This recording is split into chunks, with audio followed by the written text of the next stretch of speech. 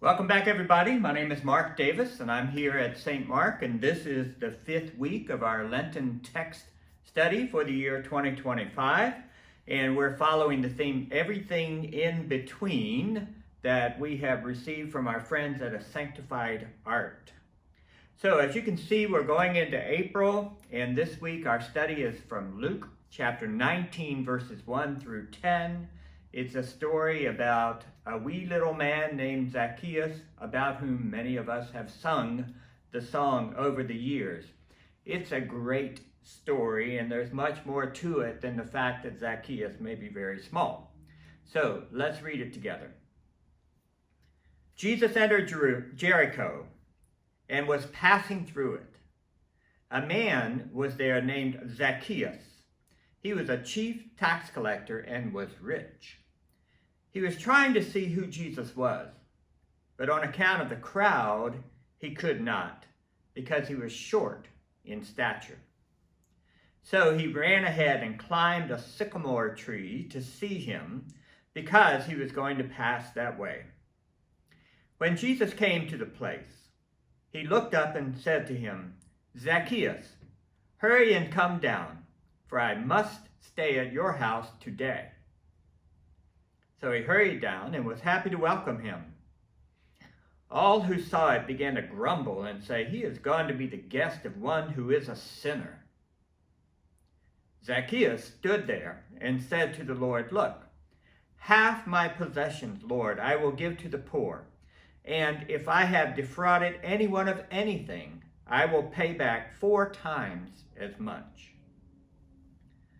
Then Jesus said to him, "Today, salvation has come to this house, because he too is a son of Abraham. For the Son of Man came to seek out and to save the lost." Okay, this is a fabulous story with a lot of great details. So for right now, we're going to skip the setting of the story, which is the town of Jericho. We can talk on Wednesday whether that setting is significant or not. But I want to start by looking at Zacchaeus in verses 2 through 4, how he's introduced and what he does. He is introduced as a chief tax collector. So this is the only time we get the term chief tax collector in Luke's gospel, although the term tax collector comes up quite often. So on the handout that I am sending out to you, and that we'll use on Wednesday, I've listed 6 different references to tax collectors in Luke's gospel. So if you want to do a little backstory research on who these folks are, of course we heard the phrase last week, and we're going to zero in on it this week. You can follow Luke's use of that term with the references listed on your handout. And likewise, Luke says not only was he a chief tax collector, but he was rich. So also on your handout, I listed several, 6, I think more references to where Jesus makes reference to those who are rich. Not the least of which is in the Sermon on the Plain, when Jesus, having begun by saying, "Blessed are you who are poor," also responds, "But woe to you who are rich." So this is quite an interesting introduction to Zacchaeus here. In terms of being the chief tax collector, remember I mentioned last week that a tax collector literally means a tax purchaser, because the practice would be that one would pay the taxes up front and then receive the authority and the backing that was necessary to extract the monies from the people. I'm now thinking this is something like a pyramid scheme where Zacchaeus is at the top and he's taking advantage of all the people who are taking advantage of all the people who have to pay taxes. And for one reason or another, through being a chief tax collector, he also is exceedingly rich. But there's more to him than this. He's seeking to see who Jesus was. That's an interesting definition. He's seeking to see who Jesus was. I don't know precisely what to make of that term, of that sentence. He's heard about Jesus. He's interested.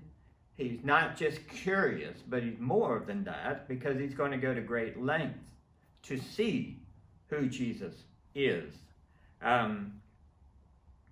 But, of course, the challenge is that he's short and the crowd is large.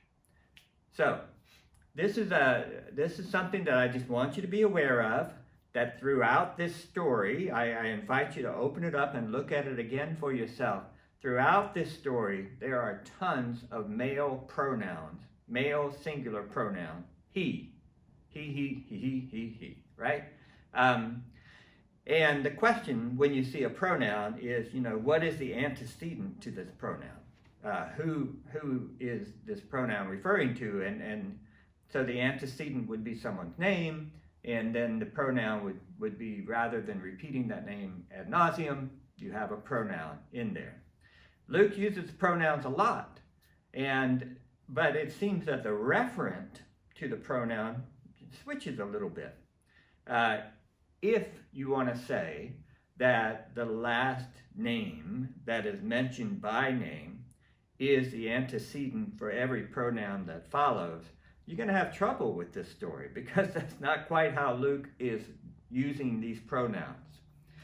So we have Zacchaeus, who wanted to see Jesus but couldn't because the crowd was large, and he was short of stature. And the question is it Jesus or is it Zacchaeus who's short of stature? One would imagine that if it were Jesus, then we would have heard about it before, and in other places, places where Luke says Jesus would grow in stature in the childhood stories. But the pronouns themselves leave it a little bit ambiguous as to which of them is short, which makes it hard for someone to see Jesus in a large crowd. We would presume it's Zacchaeus, and we'll ruin a really good song if we don't go with that presumption. So then the question is, what's the point here of someone like Zacchaeus, who's short, wants to see Jesus, can't because of the crowd, so he runs ahead of the crowd. Luke actually uses two different prefixes to mention how he's going up ahead of the crowd, and climbs a tree to see Jesus. I don't know of any other reference to anyone in Scripture climbing a tree. It doesn't sound like the kind of thing that normally a person of distinction would do, but that's what we have. So the question is, why does Luke bother telling us Zacchaeus is short of stature? Why does Zacchaeus have to be in a tree? Why can't he just be by the road as Jesus comes by? There was in early times in the Roman Empire a lot of attention to people who were perhaps had dwarfism or some, were very small. There's a book called Deformity in the Eye of the Beholder, Deformity and Disability in the Greco-Roman World by Robert Garland. And he describes how the Roman Empire was just obsessed with human bodies that didn't fit what they might have considered the norm. Perhaps they were, and I'm using Garland's language, deformed or malformed or dwarfs. And some of the Roman emperors had exhibitions of folks like this. Normally they were slaves. A deformed slave, Garland says, could sell for up to 3 times as much as what he calls an able-bodied slave. Caesar Augustus had a room where he would exhibit different deformed bodies that he had accumulated. He even gave his niece a dwarf for a pet. and he bragged about having an exhibition of a man named Lysias, who was under 2 feet tall, weighed 17 pounds, and possessed a very loud voice. So I'm just saying that because in the Roman Empire around the first century, human disability or malformation, I don't even know the correct language to describe it more generally. They were seen as kind of exotic exhibits, things to make fun of, things to display, things to oogle at, and like Ripley's Believe It or Not characters, or something you might find in an old state fair, the blue man, the fat lady, people like that. It's hard to tell by the way the story begins whether Luke is actually kind of playing into that ethos, we have a really, really short guy here. And so you can kind of depict him comically as climbing a tree, even as you depict him deviously as being a chief tax collector and very rich. I don't know. I just feel like there's probably a different approach to bodies that didn't fit the norm mentality in the first century than we would have. And it does feel that to some extent, Luke plays into that. And it feels to me to some extent that we play into that when we sing about Zacchaeus being a wee little man, and a wee little man was he. And we act like his smallness is the issue. It is an issue, it is a quality, it is the reason why he climbed up into the tree. But the main reason he's in the tree is because he wanted to see Jesus, who he was. And that's an important thing to say about somebody in the Gospels. So, we've got Zacchaeus up in a tree, and now the action starts. Jesus arrives. So Zacchaeus anticipated correctly which direction the crowd was going, got ahead of them, got up in the tree. Jesus arrives, and he looks up, and he calls Zacchaeus by name. So this is interesting, right? Because Zacchaeus wanted to see who Jesus was, meaning that they've never met. These two folks don't know each other. And yet when Jesus comes to the tree, he looks up and calls him by name. It's actually a diminutive form of the word Zacchaeus, not because they're friends, but because he's using the vocative voice. He's calling to him to invite him to something. And so it leaves us wondering, how does Jesus know this is Zacchaeus? It could be, that Jesus just knows everything. And so when he sees somebody, oh, hey, Fred, and he never had to be introduced. My suspicion is that Zacchaeus is really well known to people around those parts. He's a chief tax collector. He's very rich. And he would be known by his stature as well. So when Jesus looks up in the tree and sees this person who's small in stature, maybe Jesus just puts two and two together quite simply. Maybe somebody beside him said, oh, there's Zacchaeus. You want to stay away from this guy. He's a chief tax collector. But Jesus stops, looks up, which that verb of looking up happens in a lot of stories in Luke's gospel. It's a means toward connecting with others. Calls Zacchaeus by name, and Jesus says, hurry and come down. Hurry. That word will appear twice in this story, and it's the same word that we see in the Christmas story when the shepherds have been visited by the angel, and they say, let us make haste and go see this thing that has been revealed to us, right?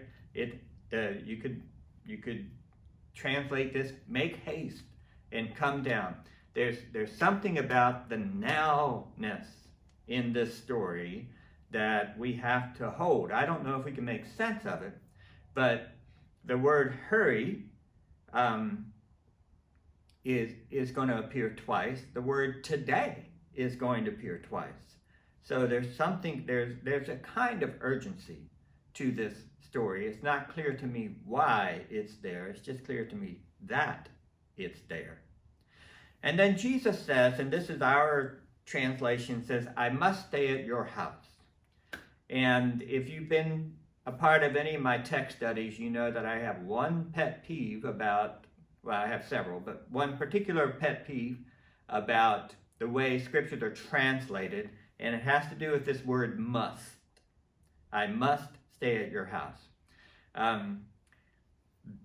That sounds like this is perhaps in the imperative case or something like that. It's actually a verb, deo, and it takes on both a verbal and a nominal form. It means to be bound, to be chained to something. To me, this is a very, very key verb throughout the Gospels that points to a destiny, that points to something that Jesus must do. I must. Imagine what it takes for Jesus to say, I must. I must stay at your house. I must stay at your house. That's quite a comment by Jesus. And I am bound. It is necessary. That's how I typically translate it. It is necessary for me to stay at your house. So when we see that word must, typically it's a translation of that verb deo, and it typically points to something that is necessary. And so it should raise the question for us as readers. Why? Why is it necessary for Jesus to stay at Zacchaeus' house? Why is this destined for Jesus today? And again, Jesus says, today I must stay at your house. So we're going to see this word today again. So the word hurry or make haste and the word today, both of which kind of have an immediacy to them, appear twice in this story. And don't forget that verb, I must. It is necessary for me to come to your house. So let's keep following the action here. Zacchaeus hurries down. There's the second use of this term. He climbs down quickly out of the tree, and he joyfully welcomes Jesus. I think our translation says happily, which is fine. It's not a bad translation, but it doesn't remind us of what the word joyfully should remind us of, which is our scripture from last week, when we had the shepherd who has 99 sheep, one of whom is lost, and the shepherd searches diligently, and when finding it, takes the sheep and lays it across his shoulders joyfully. Same word, joyfully. And goes home and has a party and invites people saying, rejoice with me, for I have found the sheep I've lost. And Jesus says, just so there will be more joy in heaven. Same root, rejoice and joy. There'll be more joy in heaven over one sinner that repents than 99 that don't need it. This is a key term in these stories about what is going on when Jesus seeks to save the lost. And so I just wish it didn't say happily. It was joyfully. This is Zacchaeus is joining Jesus in the joy of this kind of moment. Zacchaeus joyfully welcomes Jesus, and just like we heard in last week's story, there was some grumbling. Last week it was the Pharisees and the scribes. This week it's all who heard, all who saw it. Everybody. And I think we might at least entertain the possibility that the disciples are among them. That perhaps so nasty was Zacchaeus' reputation that even the disciples are grumbling. Oh man, what's he doing? But this word grumble, remember, we heard it last week. It's the same word in the Greek translation of the Old Testament that describes the people of Israel murmuring against God in their travels through the wilderness. Last week it was the Pharisees and the scribes grumbling, murmuring, mumbling, muttering. We came up with a whole bunch of great terms for it in our text study last week. Same verb here, and only it's not just the Pharisees and the scribes. It's everybody. And their claim is, this also sounds like last week, doesn't it? He is a guest of a sinner. Last week it was, he welcomes sinners and eats with them. So it's very similar to last week. Same grumbling, same accusation, but it's also different from last week. Because last week, Jesus welcomed those who gathered around him and were listening to him. And the accusation is that Jesus welcomes sinners and eats with them. This week, it's Zacchaeus who's welcoming Jesus. And so now Jesus is being murmured about as a guest, a lodger, more or less, of someone who is a sinner. So now we've seen the term tax collector and sinner just really be fully merged, much like it was last week. So while that's happening, we don't hear anything about what Jesus says to Zacchaeus in the house, whether they're talking, whether he's confessing sins or whatever. We don't know what's happening until we hear that the people are grumbling, that Jesus is a guest. And so it does look that after Zacchaeus got out of the tree, we have a change of scenery. We're no longer standing under the tree on the road with a big crowd. We've now gone to Zacchaeus' house. And everything else for this story takes place in Zacchaeus' house as Zacchaeus welcomes Jesus into the house. People grumble, saying he's a guest of a sinner. And then Zacchaeus stands up. I don't know if this is a continued play on the fact that there may not have been a vast difference in how tall he was, if he were standing or sitting. I don't know. He stood and he says this. This is what I want to discuss the most on Wednesday. I'm going to give you a couple scenarios here. Our translation has Zacchaeus saying, "Half of my possessions I will give to the poor." So let's just forget the "I will" part of that for just a second. I want to return to that, but this is quite a declaration. Half of what Zacchaeus has to the poor. That's a mark of generosity. I don't know of anybody else in the stories of Luke who do that. And Zacchaeus says, "If I have defrauded anyone, I will pay back 4 times as much." Welford Hobby, in a very good article about this text, argues that that's twice what was required in the law of Moses. So in the law of Moses, if you defraud someone, you have to pay them back twice. One, to give them back what you've defrauded them of, and the other seems like a punitive compensation. So in some respects, our translation is translating the verbs in between the beginning and ending of each of these declarations, where the ellipses are, as future tense.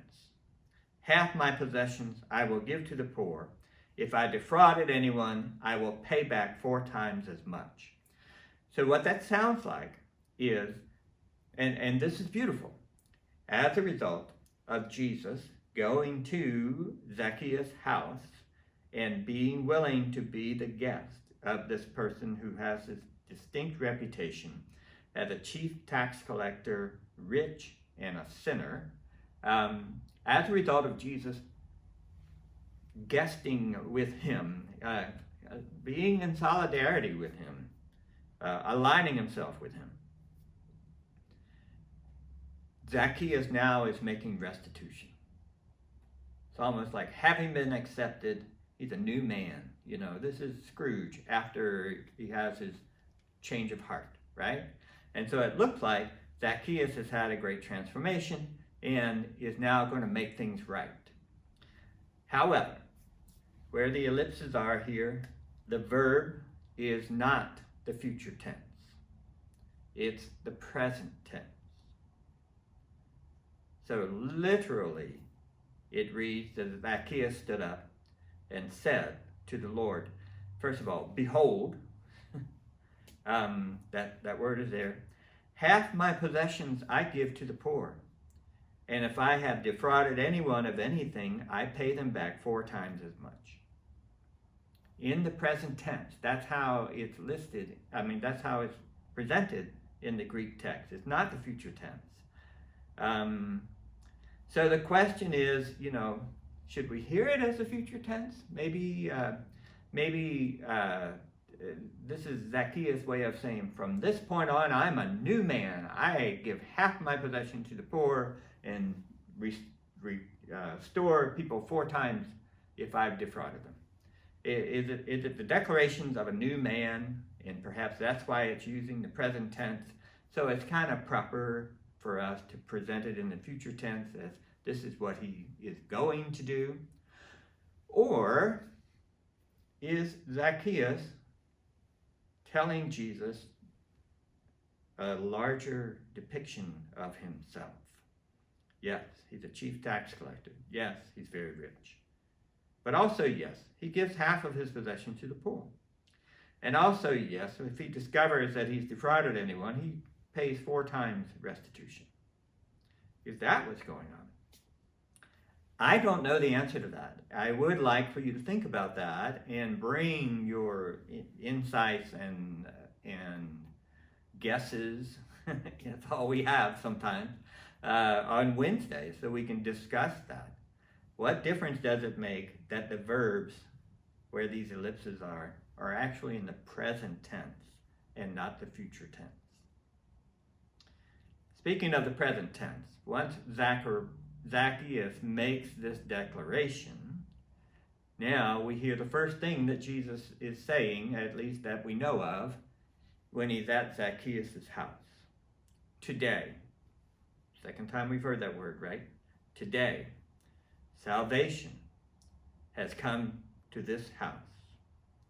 Today, salvation has come not just to Zacchaeus, to this house. I don't know if that means this whole operation here. Those who have benefited from Zacchaeus' wealth, salvation has come here. You'll see this a lot in Luke, Acts stories, that salvation is not always personal. It's often the entire family, the entire household, if not even the entire village and people. Today, salvation has come to this house. And then Jesus says something really interesting, and we don't have time to pursue it too much right now, but again, it's something you'll want to look at in terms of Wednesday's discussion. Jesus says, he too is a son of Abraham.